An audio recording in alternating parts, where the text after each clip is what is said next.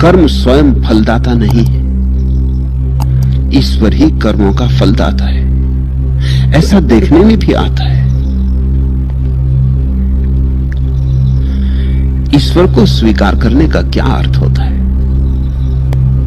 उसे ठीक से समझ लेना, अन्यथा तुम्हारी ईश्वर के प्रति बड़ी बचकानी धारणाएं, उन्हीं धारणाओं को जैनों और बौद्धों ने आसानी से तोड़ दिया और खंडित कर दिया।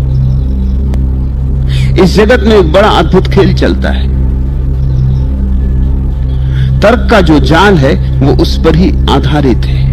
वह खेल यह है, जो लोक सामान्य में, पृथक जनों में, सामान्य लोगों में जो धारणाएं प्रचलित होती हैं, उनका खंडन बड़ी आसानी से किया जा सकता है, क्योंकि उनके पीछे न तो कोई अनुभव होता है, न कोई दृष्टि होती।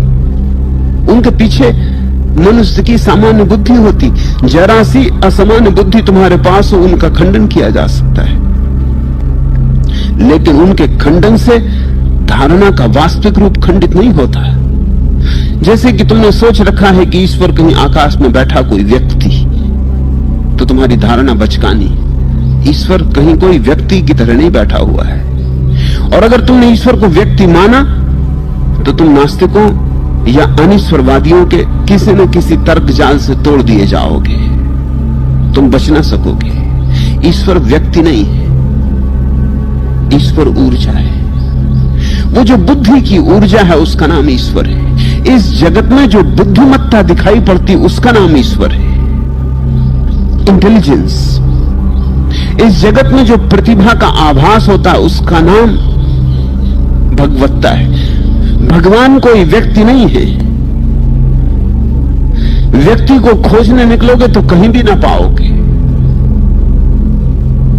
जिन्होंने भगवान का अनुभव किया है उन्होंने भी नहीं कहा कि भगवान व्यक्ति है, उन्होंने भी कहा कि भगवान एक अनुभूति है। तुम्हारी चैतन्य दशा जब इतनी निखार को उपलब्ध हो जाती कि उस पर कोई सीमा के बंधन नहीं रह जाते, सब उपाधियां जब गिर जाती हैं, जब तुम निरुपाधि हो जाते हो, जब तुम्हारी चैतन्य की दशा इतनी शांत और इतनी आनंद मग्न हो जाती कि विचार की एक तरंग नहीं उठती, झील परिपूर्ण शांत होती, तब तुम्हें अनुभव होता है कि तुम्हारी झील कहीं भी समाप्त नहीं होती। तुम्हारी झील किसी विराट झील का हिस्सा है। तुम्हारा ये छोटा सा चैतन्य का दिया किसी विराट महासूर्य की किरणों का हिस्सा है। उस विराट चैतन्य का नाम परमात्मा है। तुम्हारे भीतर उसकी ही एक किरण है, तुम उसके ही एक रूप हो। तुम तक वह आया हुआ है। परमात्मा व्यक्ति नहीं है, बल्कि समष्टि में छिपी हुई चैतन्य की शक्ति का नाम है। जड़ में भी वही है, क्योंकि जड़ भी चैतन्य की ही एक अवस्था है, सोई हुई अवस्था। तुम्हारे शरीर में भी वही है, वह उसकी सोई हुई अवस्था है। और तुम्हारे बोध में भी वही है, वह उसकी थोड़ी सी जागती हुई अवस्था है। और जिस दिन तुम बुद्धत्व को उपलब्ध हो जाओगे, परम जागृत हो जाओगे, उस दिन भी वही होगा। वो उसकी परिपूर्ण जागृत अवस्था है, जिसके पार फिर और जागना शेष नहीं रह जाता। संक्षिप्त में, परमात्मा व्यक्ति नहीं, इस जगत में छिपी हुई बुद्धिमत्ता है। और बुद्धिमत्ता के प्रमाणों की कमी नहीं है। यहां हर चीज इतनी बुद्धिमत्ता से चल रही है कि क्या उसके लिए प्रमाण देना पड़ेगा। तुम एक बीज बोते हो, बीज में निश्चित ही कोई बुद्धिमत्ता है, क्योंकि बीज भली भांति जानता है उसे क्या होना है, आम होना है कि नीम होना है। बीज भली भांति जानता है कि किन पत्तों को उगाना है, वे हरे होंगे कि लाल होंगे कि पीले होंगे। बीज भली भांति जानता है आकाश में कितने ऊपर तक शाखाओं को भेजना है। बीज भली भांति जानता है कि जड़ें कितने दूर गहराई में जल स्रोत की तलाश में जानी चाहिए, तब मैं जीवित रह सकूंगा। तुम वृक्ष की एक शाखा काट दो, तत्क्षण वृक्ष दूसरी शाखा पैदा कर देता है। कमी हो गई उसे पूरी कर लेता है। रात वृक्ष भी सो जाता है, दिन जागता है। और अब तो वैज्ञानिक कहते हैं कि वृक्ष की संवेदना भी है। अब तो वैज्ञानिकों के पास इस बात के प्रमाण हैं जो सर जगदीश चंद्र बसु ने सबसे पहली दफा प्रमाणित किया था, वो धीरे धीरे इन 50 वर्षों में रोज रोज सघनता से प्रमाणित होता गया है। आज अगर जगदीश चंद्र बसु होते तो उनके आनंद का पार न होता, पारावार न होता, क्योंकि पश्चिम में बहुत सी खोजें इस बीच हुई हैं। उन खोजों को देख के चमत्कार होता है।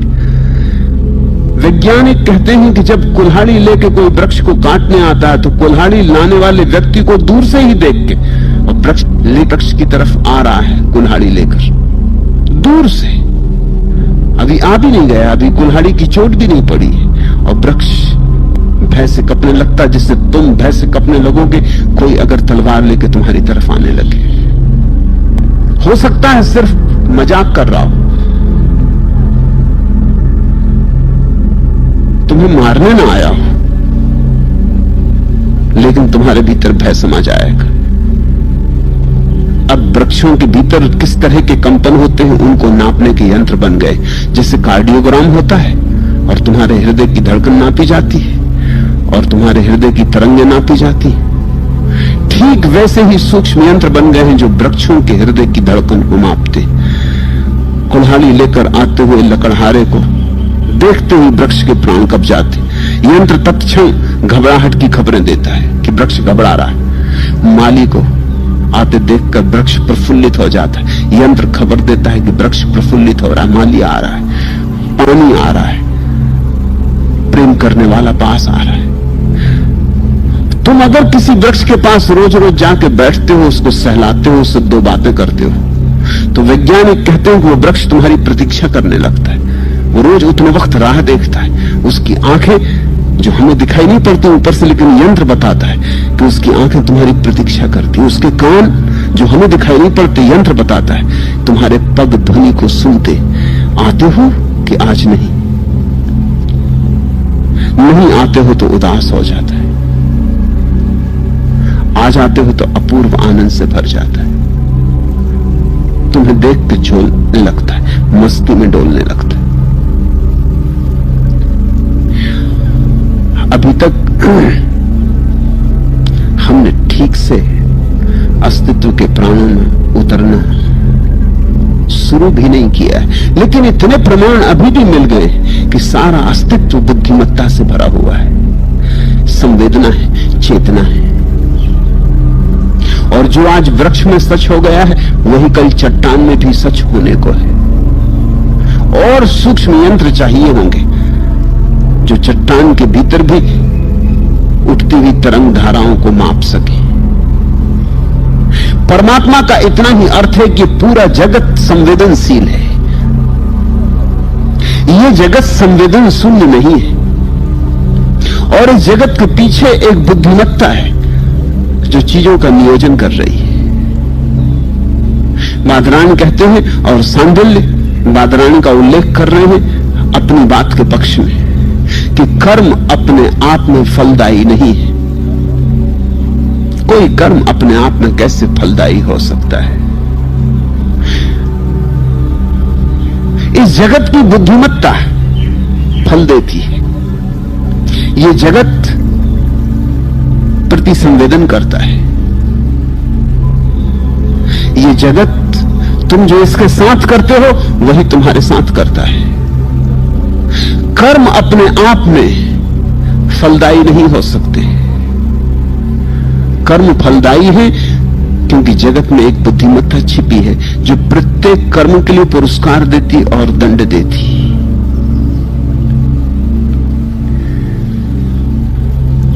चार बातें समझ लेनी जरूरी। पहली बात,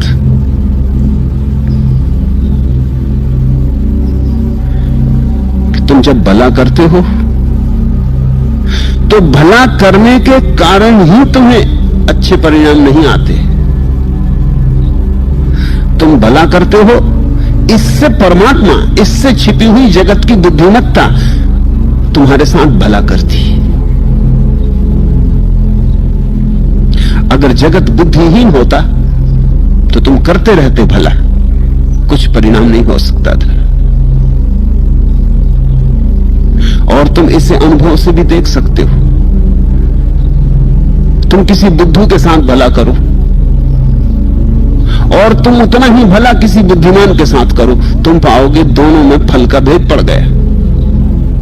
क्योंकि बुद्धू शायद समझे ही नहीं कि तुमने भला किया, या कभी यह भी हो सकता है कि बुद्धू तुम्हारे भले को बुरा समझ ले और तुम्हें नुकसान पहुंचा दे।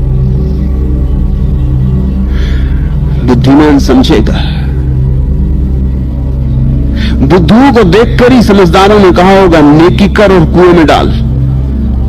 फिक्री मत करना इन बुद्धुओं के साथ। अगर अच्छा भी किया है तो अच्छे की अपेक्षा मत करना, इनसे अच्छा शायद ही हो।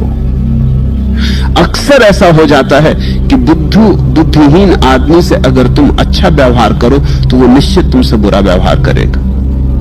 क्यों ऐसा हो जाता है? तुम जब अच्छा व्यवहार करते हो किसी बुद्धिहीन से तो उसके अहंकार को चोट लगती है। अच्छा, तो तुम बड़े अच्छे होने की कोशिश कर रहे हो, तो तुमने अपने को समझा क्या है? बड़े साधु होना प्रमाणित कर रहे हो।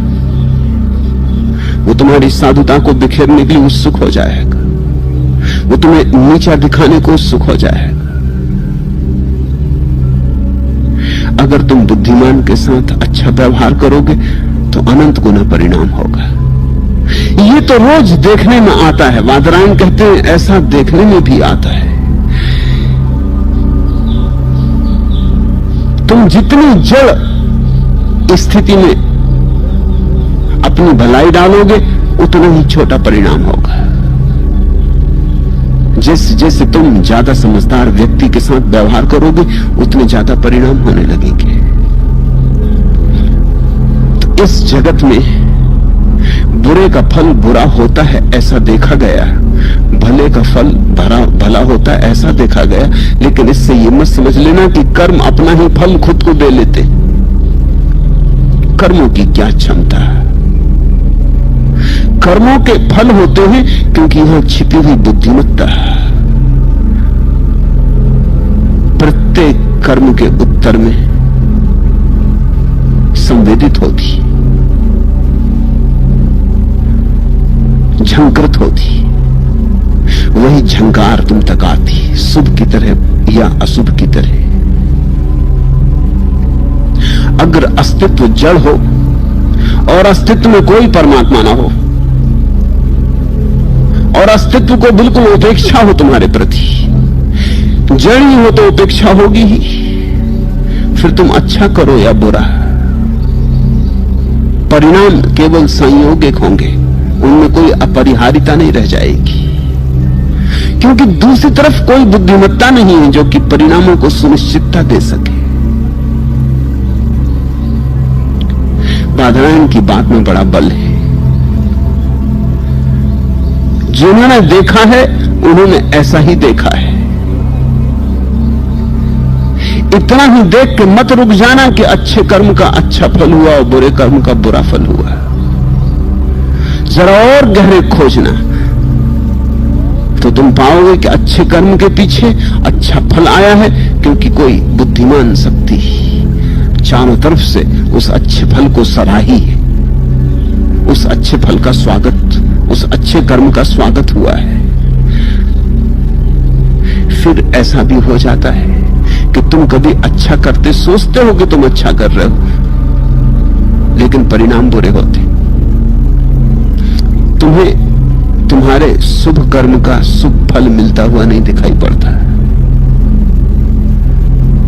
लोग बड़े चिंतित भी हो जाते हैं। मेरे पास लोग आके कहते हैं कि हमने अच्छा किया, कहते हैं कि अच्छे का फल अच्छा होगा, लेकिन हुआ नहीं। तो मैं उनसे कहता हूं तुम अपनी अच्छाई को खोजना। तुम सोचते थे तुमने अच्छा किया, लेकिन वो अच्छा था नहीं, इसलिए अस्तित्व ने तुम्हें जो प्रतिकार दिया है वो अच्छा नहीं। तुम जरा अपनी अच्छाई में और गौर से उतरना। तुम्हारी अच्छाई में कोई गहरी बुराई छिपी होगी। तुम इस जगत की बुद्धिमत्ता को धोखा नहीं दे सकते।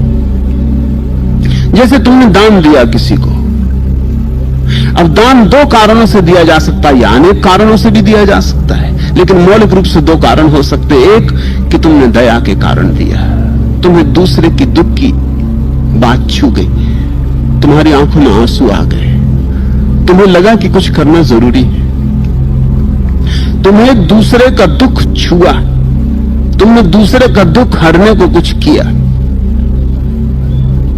या ये भी हो सकता है कि दूसरे को दुखी देखकर तुम्हारे अहंकार को आनंद आया और तुमने अहंकार के कारण कुछ किया कि ले भाई तू दुखी है, देख हम दानी, हमारी तरफ देख, याद रखना कि जब तू दुखी था तो मैं तेरी सहायता की थी। दान या तो दूसरे के दुख के कारण सहज स्फूर्त हुआ या अहंकार से जन्मा कि तुम्हें दानी होने का मौका मिला। कुछ लोग हैं जो दानी होने की तलाश में होते, उनकी आकांक्षा यही है कि कोई न कोई कहीं न कहीं दुखी हो। एक ईसाई मिशनरी ने मुझसे कहा कि आपके देश में सेवा को कोई मूल्य नहीं दिया गया है, न महावीर ने, न बुद्ध ने, न कृष्ण ने सेवा को कोई मूल्य नहीं दिया। उपनिषदों में, वेदों में सेवा की कोई चर्चा नहीं है, जैसा कि ईसाईयत में सेवा धर्म है। सेवा के बिना कोई मोक्ष जा ही नहीं सकता, मुक्त हो ही नहीं सकता। मैंने उससे पूछा कि अगर दुनिया में सब सुखी हो जाएं, फिर तुम क्या करोगे? फिर तुम कैसे मोक्ष जाओगे? कोई दुखी ही ना होगा, किसी को सेवा की जरूरत नहीं होगी। थोड़ी देर कल्पना कर लो, दुनिया में सारे लोग सुखी हो गए, फिर तो मोक्ष का द्वार बंद हो जाएगा। वो थोड़ा चौंका, इस तरह उसने कभी सोचा नहीं था। कहने लगा, नहीं ऐसा हो ही नहीं सकता कि दुनिया में सब सुखी हो जाएं। मैंने कहा सिर्फ इसलिए नहीं हो सकता क्योंकि तुम्हें मोक्ष जाने का उपाय टूट जाएगा, तब तो तुम दूसरे का दुख भी शोषण कर रहे हो। तुम्हारी सेवा में नजर स्वार्थ की है, तुम दूसरे की सेवा कर रहे हो ताकि स्वर्ग मिल जाए। तुम्हें दूसरे के दुख पे दया नहीं है, तुम्हें अपने सुख की चाह है, अपने स्वर्ग की चाह है। अगर स्वर्ग दूसरे के दुख में सेवा करने से ही मिलता है तो निश्चित ही सेवक चाहेगा दुनिया में दुख बना रहे। ये तो बड़ी अजीब बात हो गई कि सेवक चाहे कि दुनिया में दुख बना रहे, नहीं तो उसकी सेवा टूट जाएगी। ये तो बड़ा विरोधाभास हो गया, लेकिन यही हालत है। अगर तुमने सेवा इसलिए की है कि तुम्हें स्वर्ग जाना है और तुमने दान इसलिए दिया है कि इससे प्रतिष्ठा मिलती है, अखबार में नाम छपता है, समाज में आदर मिलता है, पुण्य अर्जित होता है, स्वर्ग में उसका प्रतिकार मिलेगा, प्रतिफल मिलेगा, तो तुमने शुभ कर्म नहीं किया। गहरे में तो तुम्हारा स्वार्थ है, परार्थ जरा भी नहीं। गहरे में तो तुम्हारा अहंकार है, इसमें दूसरे के दुख से कुछ लेना देना नहीं। तब निश्चित तुम इस जगत की बुद्धिमत्ता को धोखा न दे पाओगे। अगर जड़ नियम होता जगत में तो शायद तुम्हें इससे पुण्य फल भी मिल जाता, लेकिन जड़ता नहीं है। यहां जगत में छिपी बुद्धिमत्ता है। तुम क्या करते हो उसको ही नहीं देखती, तुम्हारे करने के भीतर छिपी हुई अभीप्सा को देखती। तुम क्या करते हो उसको नहीं देखती, तुम क्यों करते हो उसको भी देखती। तुम्हारा कृत्य और तुम्हारा कर्म क्या है ये बात गौण है, तुम क्या हो ये बात महत्वपूर्ण है। इस बुद्धिमत्ता को तुम धोखा नहीं दे पाते, इसलिए तुम पाओगे। और अक्सर तुमने देखा होगा कि कभी कभी भला आदमी जो सब तरह से भला करता है और बड़ा दुख पाता है, और कभी कभी ऐसा भी हो जाता है कि बुरा आदमी जिसके संबंध में तुम्हें कुछ भी पता नहीं उसने कभी भला किया है, वो भी कभी बड़े आनंद में पाया जाता है। ये भेद इसलिए पड़ जाते हैं, ये भेद इसलिए पड़ जाते हैं कि जगत में बुद्धिमत्ता काम कर रही है, परमात्मा विराजमान है। उन आंखों को तुम धोखा न दे पाओगे, उस बोध के साथ तुम चालाकी न कर पाओगे, तुम्हारी सब चालाकियां पड़ी रह जाएंगी। तुम्हारी सब होशियारियां दो कौड़ी की। इसलिए ख्याल रखना, पुण्य के पीछे भी पाप का भाव हो सकता है और कभी कभी ऊपर से दिखाई पड़ने वाले पाप के पीछे भी पुण्य की ऊर्जा हो सकती है।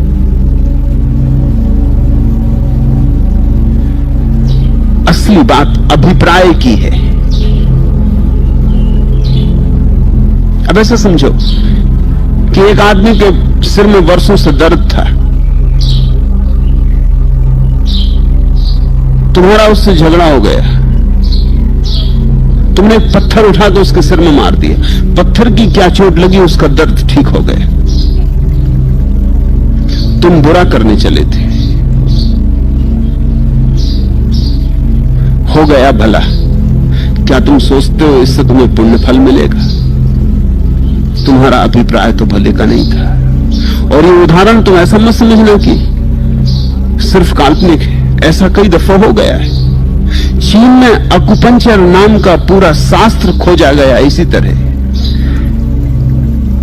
एक आदमी को पक्षाघात लग गया था, पैरालिसिस हो गई थी, और वो एक रास्ते से अपने पैर को घसीटता चल रहा था कि उसके दुश्मन ने उसको एक तीर मारा, उसके पैर में लगा। उसके पैर में लगते ही उसका पक्षाघात चला गया।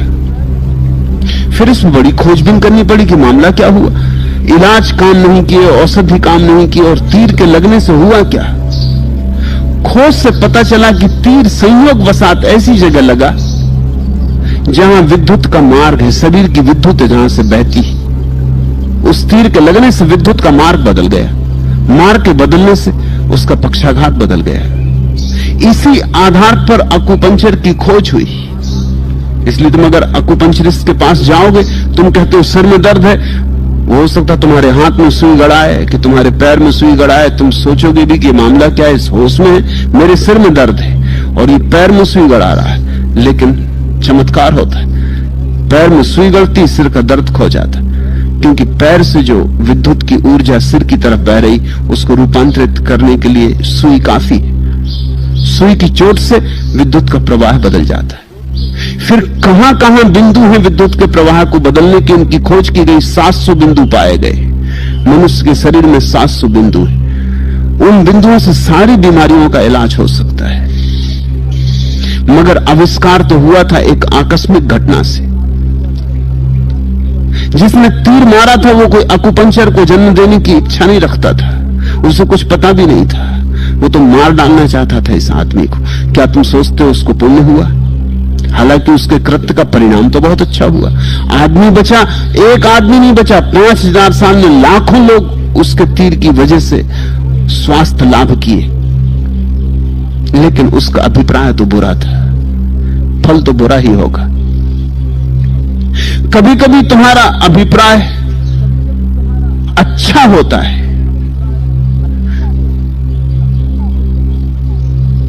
और कृत्य ऊपर से दिखाई पड़ता है बुरा है,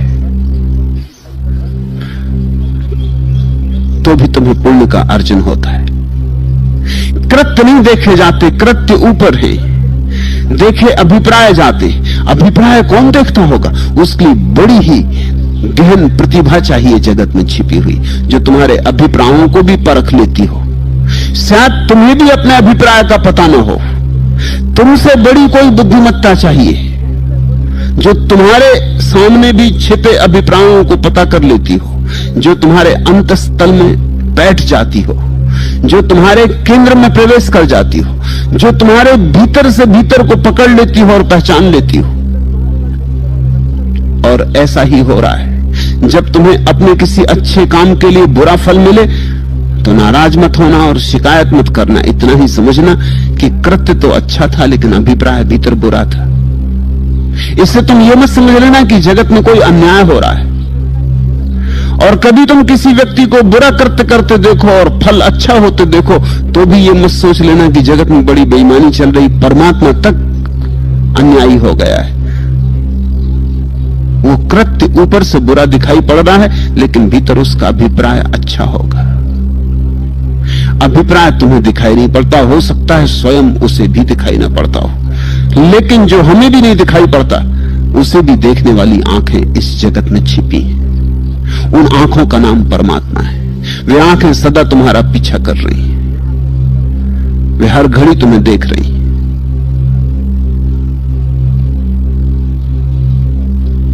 ये तो एक अर्थ। दूसरा यह भी अर्थ जो इसी से निष्पन्न होता है और भी गहरा हो जाता है, कर्म करो, फल की चिंता ना करो। कृष्ण ने गीता में कहा है कि तुम सिर्फ कर्म करो, फल की चिंता मत करो। फल तुम्हारे हाथ में नहीं, फल परमात्मा के हाथ में है। और मजा ऐसा है कि हम कर्म तो कम करते हैं, फल की चिंता बहुत करते हैं। हम चाहते हैं कि कर्म तो करना ही ना पड़े और फल हो जाए, या कर्म कम से कम करना पड़े और फल बड़ा से बड़ा हो जाए।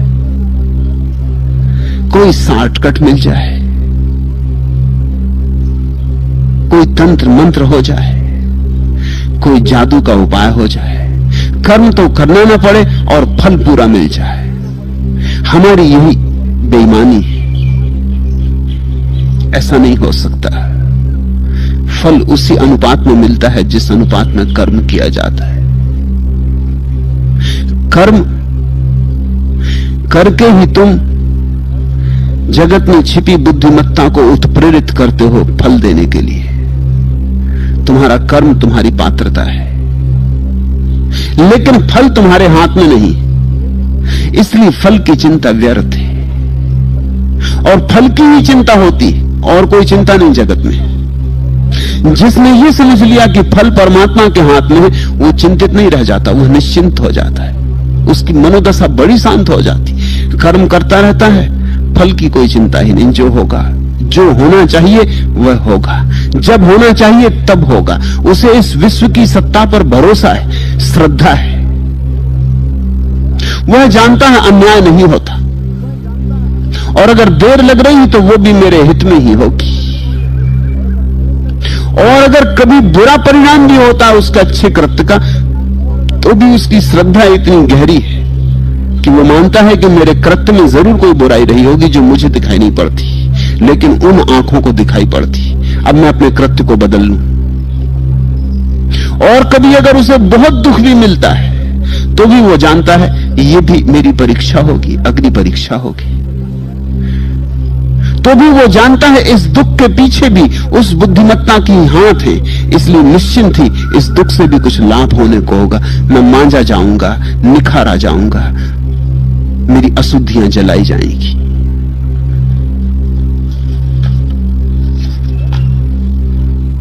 भूल के भी न दर्द को दिल से कभी जुदा समझ, साहिजे दिल नवाज की यह भी कोई अता समझ।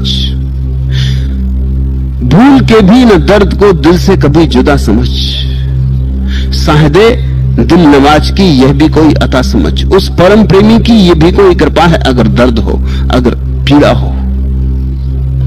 यह पीड़ा भी निखारने का ही उपाय है, ये पीड़ा भी परिष्कार का ही उपाय है। मंजिले हसरोबूद में तेरा मुकाम है बुलंद, महरो महे नजूम को अपने निशाने पा समझ। चिंता जरा भी ना करो, उस विराट के हृदय में तुम्हारी जगह है, और जो भी हो रहा है ठीक ही हो रहा होगा। गलत होता ही नहीं, गलत हो ही नहीं सकता। जब परमात्मा कण कण में व्याप्त है तो गलत कैसे हो सकता है? अगर हमें गलत दिखाई पड़ता तो हमारी आंख की कहीं भूल होगी। इस गहन आस्था का नाम धर्म है। जहां गलत भी हमें दिखाई पड़ता है, जहां हमारा तर्क कहता है गलत हो रहा है, वहां भी श्रद्धा जानती है हमारी ही कोई भूल है, देखने में, दृष्टि में कोई दोष है, हमारी आंख में ही ककड़ी पड़ी है, हमारा दर्पण ही गलत झलका रहा है। गलत तो हो ही नहीं सकता। कैसे गलत हो सकता है? जगत तुम जैसे बुद्धिमान व्यक्तियों को पैदा किया है। निश्चित ही जिससे तुम आए हो वो तुमसे ज्यादा बुद्धिमान होना चाहिए। तुम्हारी बुद्धि तो छोटी सी है, एक बूंद समझो, और इस जगत की बुद्धिमत्ता सागर जैसी है। जब एक बूंद को कुछ भूल दिखाई पड़ रही तो सागर को तो कभी की दिखाई पड़ जाती। भूल नहीं होगी, बूंद होने के कारण ही शायद दिखाई पड़ रही, क्योंकि हमारी सीमा है। हमारी समझ की सीमा कितनी? हमारी समझ क्षुद्र है, हम विराट को ठीक से नहीं झलका पाते। जोहरे दर्द है अगर गोहरे अश्क में तेरे, दामने कायनात को मोतियों से भरा समझ। जोहरे दर्द है अगर गोहरे अश्क में तेरे, अगर तेरे आंसू रूपी मोती में दर्द का अंश है। जोहरे दर्द है अगर गोहरे अश्क में तेरे, दामने कायनात को मोतियों से भरा समझ। फिर चिंता मत करो, फिर इस संसार का दामन, इस संसार का आंचल मोतियों ही मोतियों से भरा है। सिर्फ एक बात की फिक्र कर लो कि तुम्हारा आंसू मोती बन जाए। दर्द में भी गिरा हुआ आंसू श्रद्धा में गिरे, पीड़ा में गिरा हुआ आंसू भी प्रार्थना में गिरे। बस तुम्हारे दर्द के आंसू में मोती की झलक आ जाए, तुम्हारे भाव में श्रद्धा की झलक आ जाए, फिर सारा जगत, इस जगत का आंचल मोतियों ही मोतियों से भरा है। कर्म करो, कर्म की चिंता मत करो, वह चिंता अकारण है, उसके कारण तुम व्यर्थ टूट जाते हो। और उस चिंता में तुम इतनी शक्ति लगा देते हो कि कर्म में लगाने को शक्ति बचती ही नहीं। वह सारी शक्ति अगर कर्म में लग जाए तो इस जगत में प्रत्येक व्यक्ति अपूर्व आनंद को उपलब्ध हो और अपूर्व विजय की यात्रा हो जाए। जीवन सफलता ही सफलता है फिर। मगर 99% तो फल की चिंता में जाती है और 1% कर्म में लगती। बीज तो तुम 1% बोते हो और 99% तुम अपेक्षा करते हो फसल काटने की, फिर फसल नहीं काट पाते तो कौन जिम्मेवार है?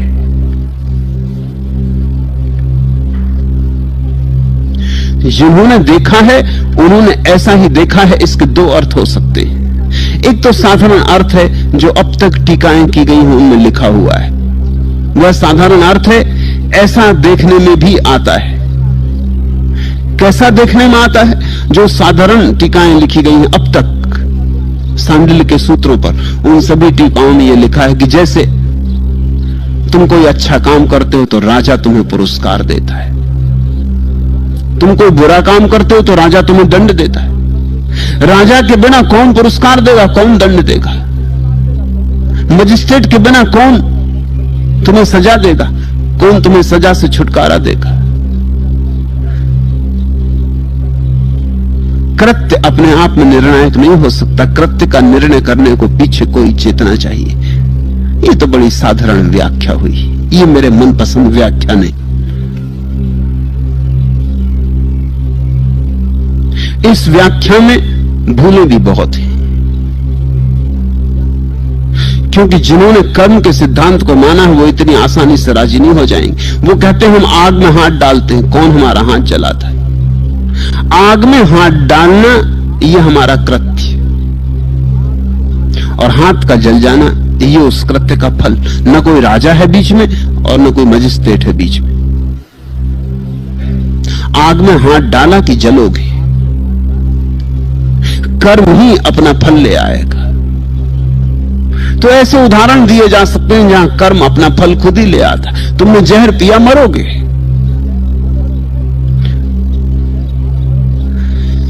अगर जहर पीने से मृत्यु हो जाती और आग में हाथ डालने से हाथ जल जाता है, तो कर्म का सिद्धांत मानने वाले लोग कहते हैं इसी तरह प्रेम करने से प्रेम मिलता है और घृणा करने से घृणा मिलती है। बुद्ध ने कहा वैर से वैर बढ़ता है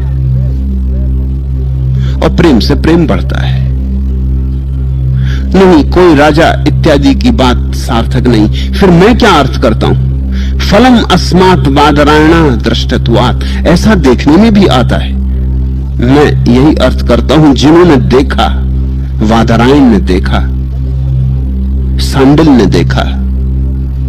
मैं तुमसे कहता हूं मैं भी देख रहा हूं, तुम भी देख सकते हो। जिनकी भीतर की आंख खुलती है और जो ये देखना शुरू करते हैं कि जगत जड़ नहीं है, जड़ता सिर्फ हमारी धारणा है। हर जड़ता में चैतन्य सुप्त पड़ा है और सारा जगत चैतन्य से आप्लावित है, उसकी बाढ़ आई हुई है।